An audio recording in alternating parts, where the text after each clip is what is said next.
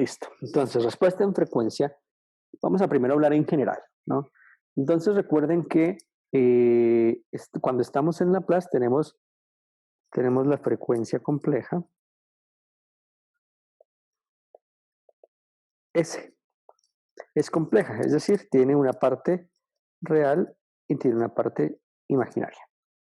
Generalmente usamos esas letras, sigma más j omega. Eso es lo que comúnmente definimos. Claro, entonces tenemos nuestro, ¿de acuerdo? Nuestro eje. Entonces, según esas letras que asignamos, j omega, este es el plano S, un plano complejo. ¿De acuerdo? Entonces, como lo ven allí, la frecuencia compleja, la frecuencia, este omega, pues es la parte de este eje. ¿De acuerdo? Esa es omega. Bien.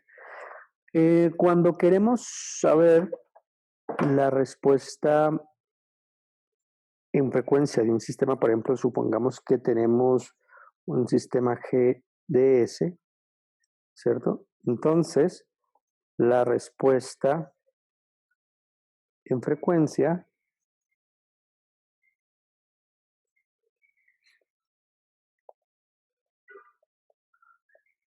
la definimos como G de J omega, ¿verdad? Es decir, ya no estudiamos nada de la parte real de la frecuencia compleja S, sino solamente la parte imaginaria. Es decir, estamos mirando la respuesta del sistema, la respuesta de este sistema, ¿de acuerdo? Despreciamos la parte real, solo miramos la parte imaginaria, entonces estamos mirando la respuesta de este sistema ante solo los valores que están ubicados en este eje imaginario, ¿de acuerdo? Y miramos qué nos da. Entonces, claro, voy a bajar un poco este dibujo y lo ponemos acá. Entonces, tomamos esos puntos que están en azul, ¿de acuerdo? Los evaluamos por medio de G de J omega, ¿de acuerdo? Y entonces esto nos da unos valores, ¿de acuerdo? Resulta que estos valores que resulten de aquí van a estar en los números complejos, ¿de acuerdo? Es decir, al reemplazar S por J omega, ¿de acuerdo? En esta función y darle valores a omega, desde menos infinito hasta infinito, ¿cierto? Desde menos infinito hasta infinito, los reemplazamos acá. Entonces, el resultado es un número que pertenece a los números complejos. Bien, ese número que pertenece a los números complejos. Bien, esa es la idea más o menos que buscamos. Bien, un poquito más con respecto a la respuesta en frecuencia y algunas ideas básicas. Resulta que las funciones senoidales, señales, por ejemplo, pongamos aquí señales, senoidales, suelen tener entonces en el denominador, todas tienen esto. Aquí un numerador. Este numerador, pues este numerador es el que da la fase del sistema, entre otras cosas. Este numerador. Con este numerador sabemos si es seno, si es coseno, si es seno con ángulo, si es coseno con ángulo. Bueno, ese es el que nos dice cómo es. Esto de abajo es el que define que esto es una señal senoidal. ¿De acuerdo? Entonces, si uno mira, se llaman los modos de esa señal. Entonces es las raíces del denominador, ¿cierto? De aquí, digamos eso, de aquí, entonces uno saca que los modos o raíces del denominador son S igual a más menos J omega. Espero lo vean muy claro porque pues despejan la S, sacan, sale algo negativo, sacan raíz, ¿de acuerdo? Y entonces la raíz de algo negativo, que es el omega, entonces digamos que es omega cuadrado, entonces da más menos J omega. Entonces, esta resulta ser, por ejemplo, para un seno de omega t. Esta resulta ser la frecuencia de esa senoidal. Bien, esa resulta ser la frecuencia de esa senoidal. Bien. Entonces, pueden darse cuenta que uno toma este omega de la senoidal y hace un barrido desde menos infinito hasta infinito, ¿de acuerdo? Hasta aquí, hasta infinito. Y es como hacer un barrido de senoidales, ¿cierto? De todas las frecuencias sobre esta función. Bien, tengan muy presente eso. ¿De acuerdo? Entonces, volvemos y lo decimos. Cuando uno hace la respuesta en frecuencia, reemplaza S por J omega, toma los valores de desde menos infinito hasta infinito de este omega, y con eso obtiene unos números aquí, que son la respuesta en frecuencia. Eso es lo mismo que coger senoidales de diferentes frecuencias, desde menos infinito hasta infinito, y evaluar esta función en todas esas frecuencias. Entonces, es como coger esta función, es como tomar esta función y hacer el barrido con todas las senoidales que existen, de todas las frecuencias. Bien. Bueno, más conceptos. Pues la idea de ese barrido, entonces uno dice, tengo un sistema. Entramos con una senoidal, amplitud y fase. Y sale una senoidal. ¿De acuerdo? Aquí.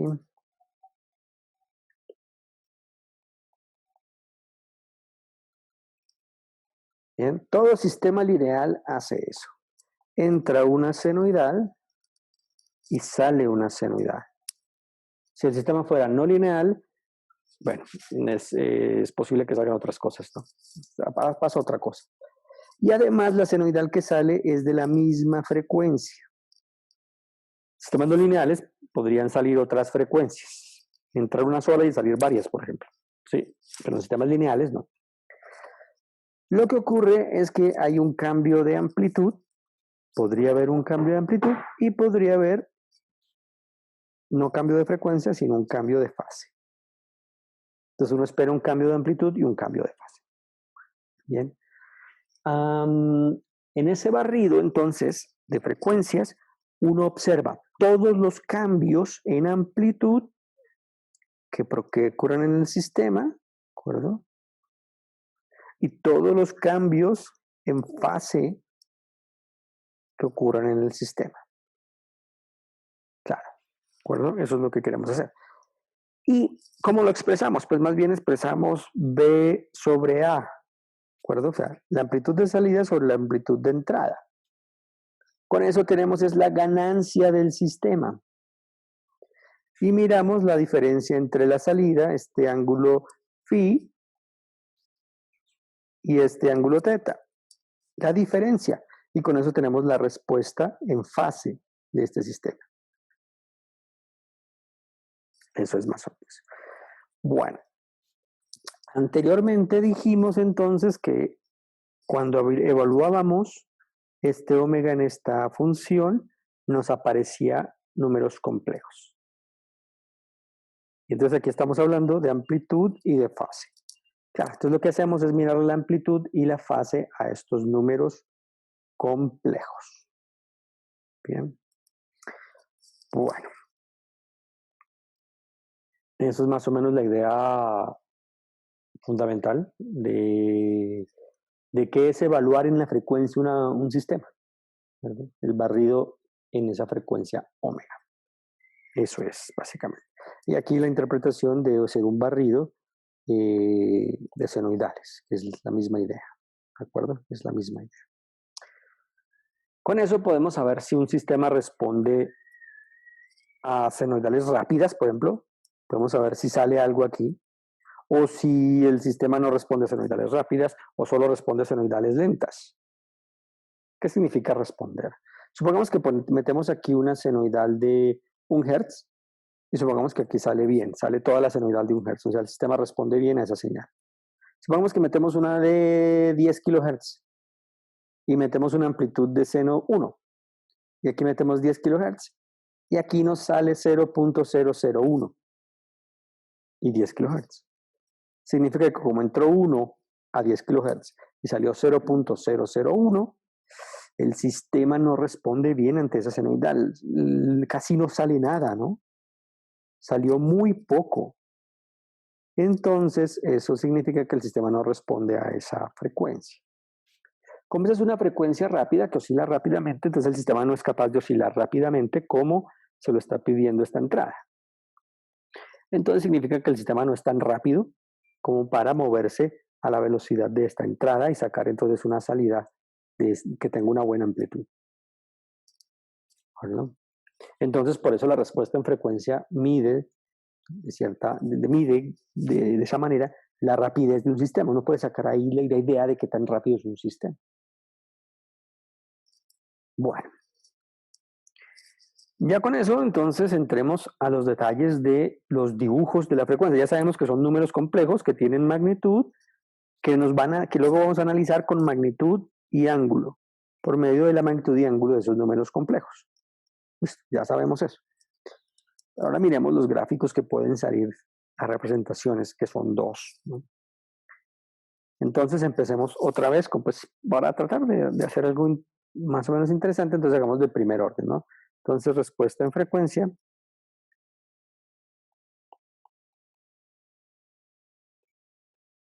Vamos a hacerlo para entonces sistemas de primer orden. ¿Cuál es nuestro sistema de primer orden? Pues el que habíamos hablado la vez pasada. Una ganancia la llamamos KdC, recuerden, parametrizado, tau S más 1. Ya sabemos que es el KdC, que es la ganancia de C del sistema, ganancia a frecuencia cero. Miren que ya estamos hablando de frecuencia. Y el tau, que es la constante de tiempo característica del sistema. Esos son nuestros parámetros. Ahora hacemos la respuesta en frecuencia. Eso significa que hacemos G de J omega. Es decir, que donde quiera que haya S, ponemos J omega. Realmente la ponemos al comienzo por el J. J omega, entonces estoy reemplazando la S. J omega tau más 1. Bien. Listo. Y evaluamos este omega. Ya, la idea es que yo conozco KdC y conozco el tau, ¿no? La idea es que tenemos los números. Ahorita lo vamos a hacer simbólico, pero la idea es que uno conoce los números. Y entonces este omega sería lo único desconocido, entonces uno le va haciendo un barrido desde menos infinito hasta infinito. Bien. Luego miramos que ese barrido lo hacemos para positivos y negativos separados y ahí podemos hacer algunas cosas. Eso es lo que vamos a ver ya. Bien, entonces la idea es que uno conoce todo y solamente hace el barrido. Recuerden que eso es lo mismo que hacer un barrido con senoidales. Bueno, entonces, hagamos el barrido, ¿no? Pues miremos cómo el sistema responde a un barrido entre menos infinito e infinito. Pero vamos a hacerlo, ya les digo por qué, vamos a hacerlo, primero hacemos un barrido con omega vamos a hacer el barrido desde 0 hasta infinito. Ese es el barrido que vamos a hacer.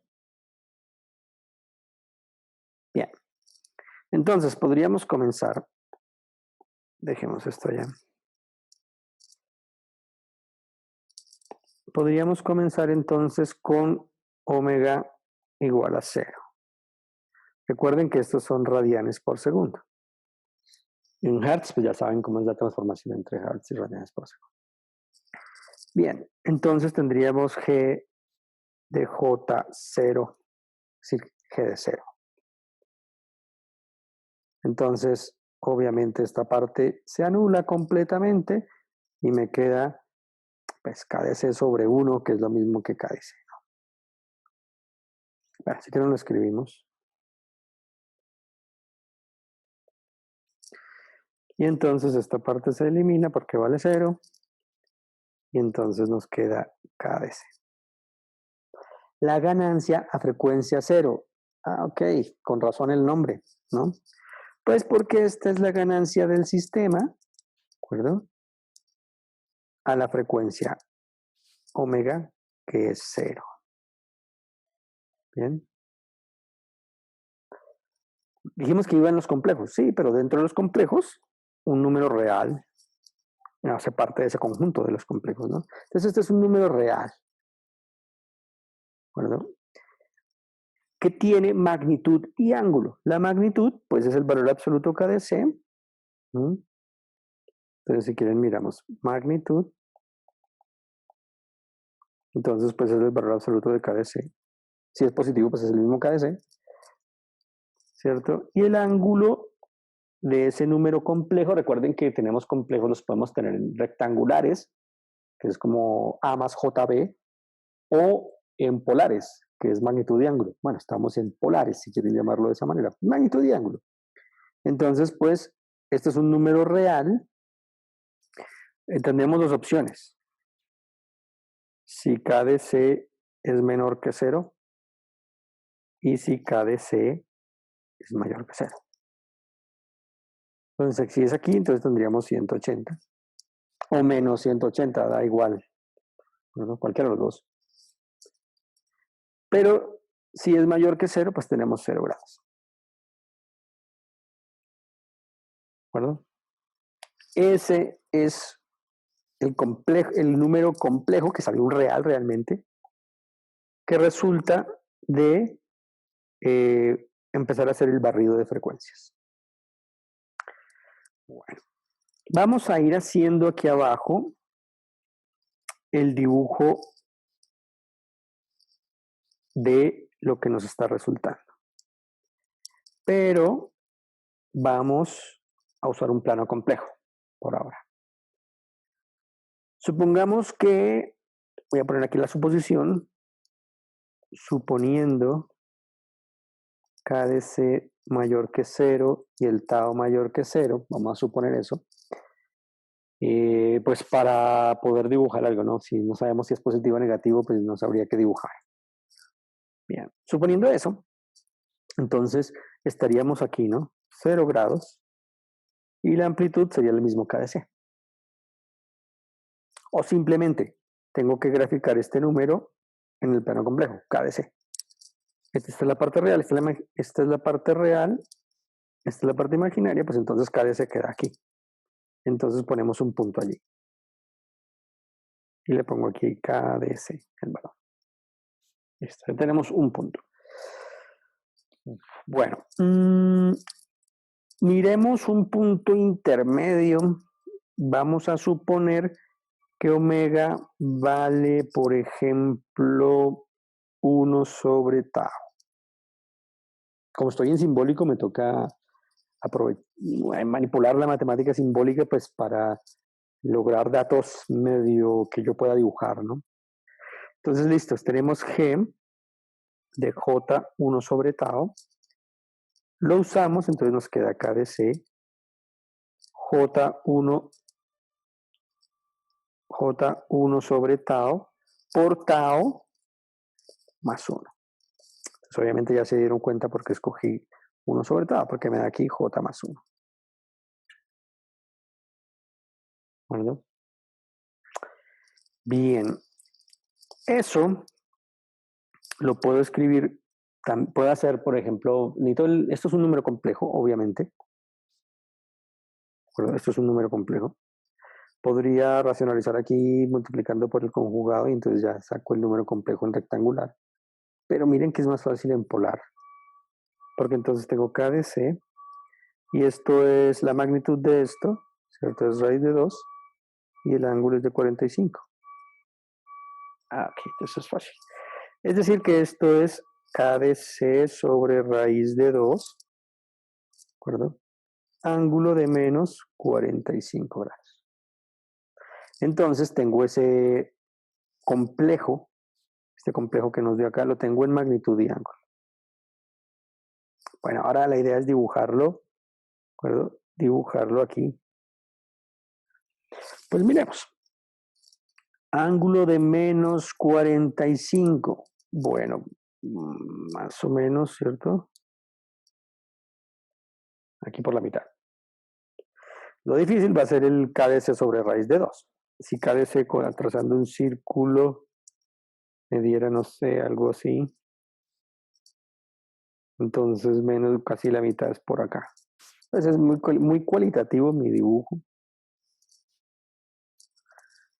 Y entonces tengo KDC sobre raíz de 2 en magnitud.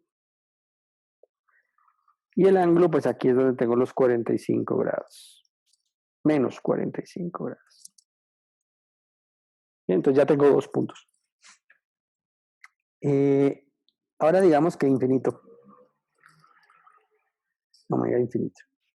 Entonces tenemos que G de J omega con infinito. Entonces es K de C sobre J infinito portado pues de infinito más 1. ¿Verdad? Y esto es un número complejo. ¿De acuerdo?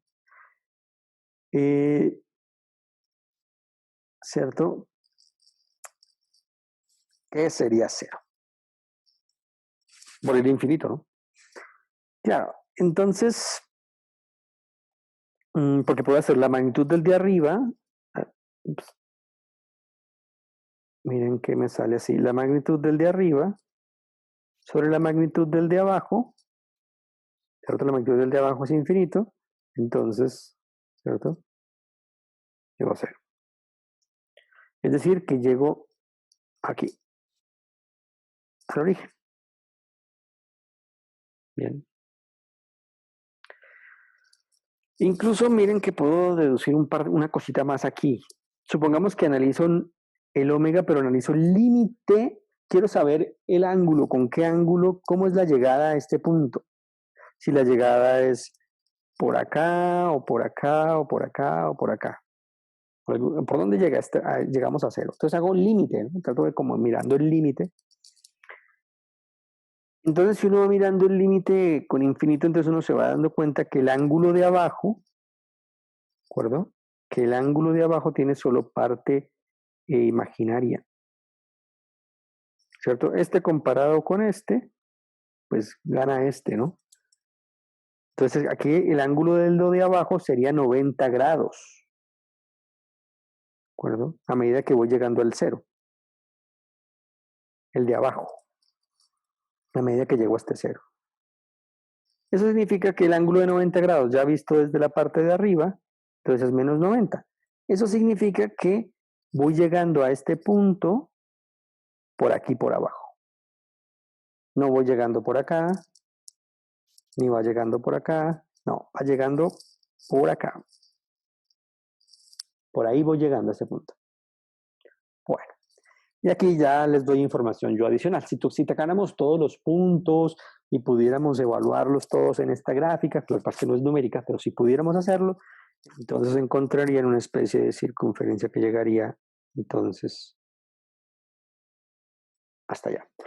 Y aquí me descuadré un poquito, pero llega por abajo. Bien. Claro, resulta entonces que ya tengo el barrido de frecuencias aquí.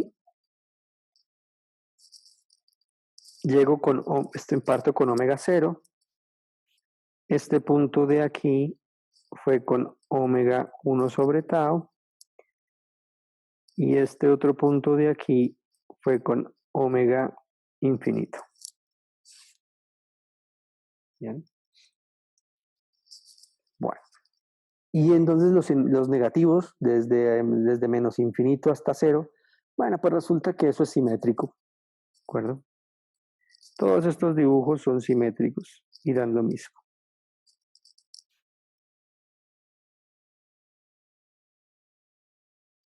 Lo relleno para que mi dibujo no sea tan mal. Bien. ¿Listo? Y entonces tenemos todo el barrido.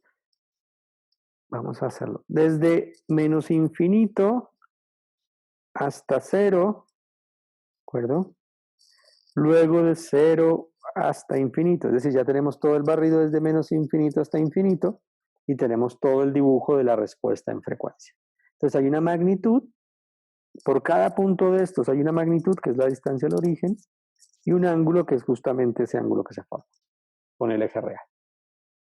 Cada uno de estos puntos tiene magnitud y ángulo. Es un número complejo, también tiene parte real y parte imaginaria. ¿Listo? Esta es la respuesta en frecuencia del sistema. Y a este dibujo muy en particular le llaman el diagrama de Nyquist. ¿De acuerdo? Es el diagrama de Nyquist. Eso significa que este sistema que estábamos hablando aquí, a una determinada frecuencia, supongamos que este sistema es el de primer orden, ¿verdad? Entonces, este sistema, que es a una determinada frecuencia, este sistema es una magnitud y un ángulo. Lo que entre por acá, con esa frecuencia, todo lo que entre, pero de esa frecuencia se multiplicará por esa magnitud, ¿de acuerdo? Y saldrá esto. Y esa fase de esa señal a esa frecuencia, se hará un cambio de fase, recuerdo la fase de este sistema, ¿verdad? Y dará entonces como resultado esta fase. Bien, esa es más o menos la idea. Bien, bueno, como ustedes ya saben, el Nyquist no es la única representación que existe de estos datos. O sea, la idea es la siguiente. Tengo estos datos de esta manera en este dibujo, pues puedo tener otros dibujos diferentes de estos mismos datos, exactamente los mismos datos. Y pues a eso le llamamos entonces los diagramas de Boole.